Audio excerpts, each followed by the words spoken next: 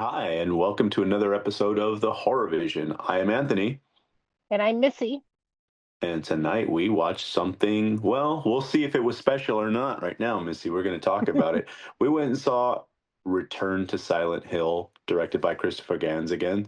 Um, we're very happy that he's come back to the series because if anybody who's seen the last movie remembers, it fucking sucked.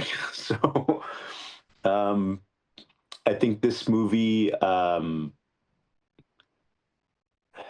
It's going to be a bit of a hard pill to swallow for a lot of folks, just because of how like action packed. Well, not want to say action packed, but how faster paced the first film was, and the second one I don't remember. I completely erased it from my memory.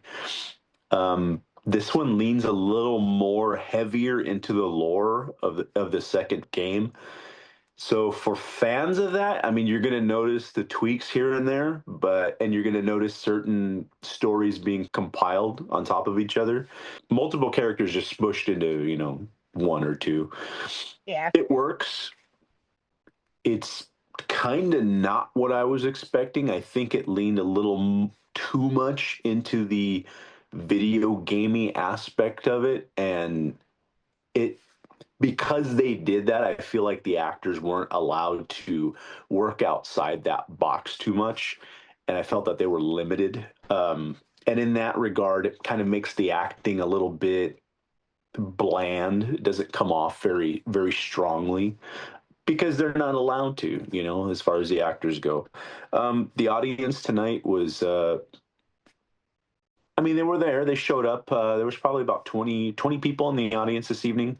So I'm glad that there were some people there for it. And I like to support Guns' work anyway. So whether or not I loved or hated this movie, which I'll say at the end of this episode, um, I'm glad I went and supported anyway. Missy, take it away. What'd Okay. you think about it? How was the audience? It was the first showing of it, so I had pro- a pretty good crowd, maybe about the same as yours, 20, 25 people. Okay. Um, they weren't real involved, like not like when we saw Primate, Right. and it wasn't a crowd like that. But there was a decent turnout for it, especially since in Chicago it's really, really cold right now. Um, I I was a little bit disappointed. Like I love Brotherhood of the Wolf and I love the first movie. And I have played the first two games, not in a very long time. I'm really attached to the first one because the first video game, because I'm not real good at controlling the characters. It takes a lot of work. Me either. It pisses And me off, actually. yeah, it's hard. I can't immerse in it the same way as a movie because I'm focusing so hard on driving the character. Right. This is it is the first game and one of the very few games that I've played in completion on my own. So like I'm very attached to the ambience of the world, and I think the first movie captures it, and this one almost does, but something feels a little off. And I picked up like the dialogue felt like they talked like people in video games. Right. They Right. didn't Right. talk like regular people. Um, so I don't know. I don't think it's a bad watch. I didn't dislike it. I don't think I'd add it to my collection, but I'd watch it again when it's on streaming or something. That's fair. Um, I mean, I did like it.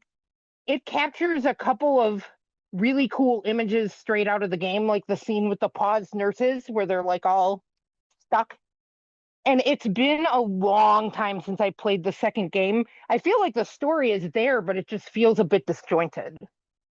Yeah, I haven't played the game in probably, I'm gonna say 15, 16 years. I think it was the last time I played part two was in the Silent Hill HD collection where it had two and three for PS2 or PS3, I'm Okay. sorry.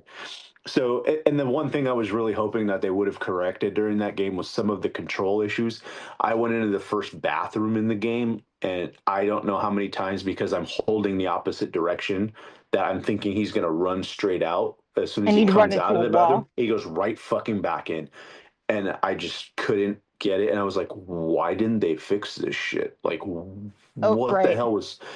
So yeah, my dumbass kept running back and forth into the bathroom like 6 times in a row, and I just got pissed. I was like, I know how to play this game, and I played Resident Evil. I played all these other, third person games where it's or third person view where it's not that difficult Right. to control. For some reason, I just couldn't fucking get it, and Gotcha. I sold that bitch real quick. Anyway, I did play three and bits of four. Three was okay. Four, I think, kind of lost me. Okay. But back to this one, they did use a bit of practical effects, not too Hmm. much. They unfortunately lean very, very heavy on the CG. And obviously, that's going to be due to like budgetary constraints. I'm sure they're not going to give Gans millions and millions of dollars. Right. Well, enough millions to make this movie. I think they shot it in like Serbia and Germany, and Oh, okay. yeah, it was really, really. It was shot overseas, and you could tell how they tried to preserve and use as much of their budget as possible. Hmm. Um, and I get that, like those environments that we see in the games, you can't really create all that stuff in Right. reality. And we saw that carry over from the first film into this Hmm. one as well. So they tried to push a little bit further, which I liked. And there's some amazing shots in it. And I also like how they added these elements from the first game where you'll run into dead ends and it's just gates and usually there's Hmm. a corpse or something stuck in there. Obviously there wasn't enough money for a corpse, so you just got these barbed wire gates and things like that. Yeah, they introduced the boundaries of Silent Hill in this one, which they did Yeah. a bit in the first one also. But I like that they added those in-game elements. But again, ultimately, I think this movie suffers because it's so in the box, and in that particular box again, like I said, the actors just aren't allowed to really go outside of it. Um, some of the plot lines are again, compounded, because they're multiple plot lines that they're pushing to squeezing together. Hmm. Fan of the game, you're gonna know it or not, whatever. I mean, going at your own risk. Um, but I didn't hate it. How Right. I have some complaints about like pacing and stuff like that, especially like the first half of the film. There's Hmm. some pacing issues that are pretty rough to get through. Fortunately, the film is a very quick watch. You're not going 2 hours plus or anything like that. You're out of there in like an hour and 25 or something. I can't recall. Hmm. So Rotten Tomatoes right now, it's sitting at a 9%. Holy And shit. I want to champion Ganz's films, and I want to Mm. make sure that I support this kind of movie because this time around it is an indie film. Yeah. It's not major studio, big budget. You could see this is another one of those movies where in the beginning of the film there's 10 production companies that help put this thing together. I hate to say it, rent it. You know, if you're paying for the service where you're going to go out and get multiple tickets a week, sure. I mean, why not give it a go, give it some support. But for those that don't have it, I would Wait kind of for recommend streaming. this as a rental. Yeah, Yeah, I agree with that. I do like that while they used more CGI than I'd like, that the monsters and the creatures were played by actors. Gans wanted dancers and acrobats who could move in interesting ways, and they were in prosthetics and creature suits. right. Yeah, which they did in the first one as well. Yeah, I mean, I appreciate that. Yeah, definitely. And I mean, I have the movie pass, so I enjoyed seeing it in the theater. If you have one too, I'd say go see it, support it. If you're paying for the ticket and you're on the fence, wait till it hits streaming. Yeah. Bad watch. I mean, I didn't leave going, "Oh my God, that sucked." Like I remember feeling that way about the second one, the Revelations. Yeah. Just, yeah, I don't remember it well. I saw it in the theater and I've never seen it again.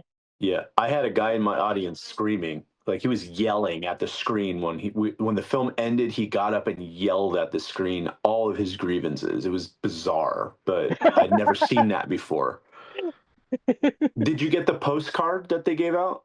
No, I didn't get anything. Yeah, you that's the thing, and they were the only promotion for the film really or was like, okay, well, come out opening night, and while supplies last, you'll get a Welcome to Silent Hill postcard. Oh, I that's made cool. sure. Yeah, I went out to the front office and I was like, "Hey, can I get my postcard? Did you see the movie? Yeah, here you go." But like, if you Yeah, didn't know to ask, then you had no yeah, idea. I didn't know to ask. Usually they have that stuff right at the little podium when you check in. Right, right. And at my AMC during the week, that portion is closed, so you walk in straight to the help desk, and they just scan your Oh, ticket at the okay. desk. So yeah, it was Gotcha. really bizarre. So I was telling everybody as they were coming out, "Go get your postcard. Go get your postcard." Nobody even knew about it. Yeah, I didn't know about it.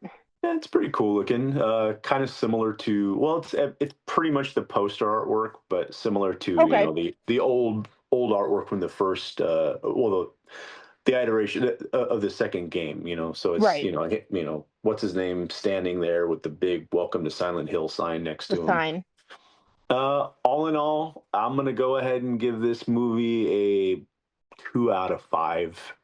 Will I buy it and add it to my collection? Yes, because I'm an idiot and I'm a completist, so I have to do it. Yeah, and that's my final thought, Missy.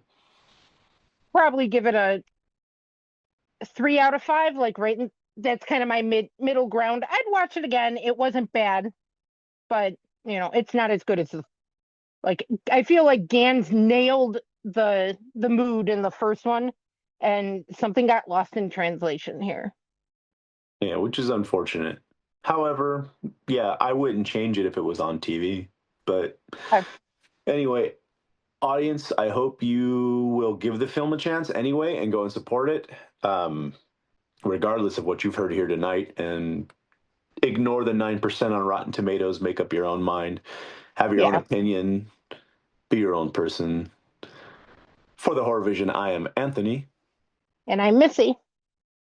Good evening.